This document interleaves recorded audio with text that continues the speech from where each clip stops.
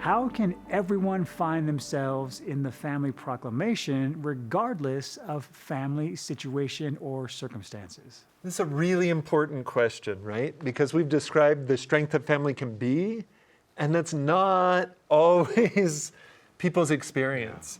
And yet, these principles are things anyone can be drawn to and reach toward.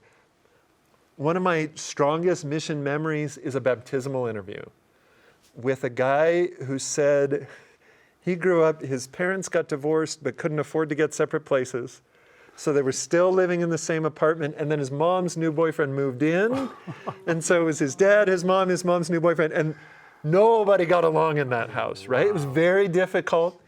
And as a result, he'd kind of just opted to live alone through his life. And one thing that drew him to the restored gospel was this understanding of God as a father who could be there for him. And one thing that accelerated his conversion was being in a ward and having that family feeling. And he said, I finally got to experience this thing I'd been missing.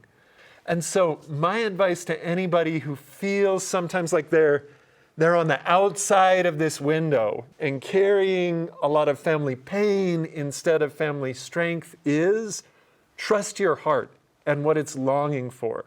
And the proclamation is speaking to that. And you always get to decide, what is the next chapter in my story?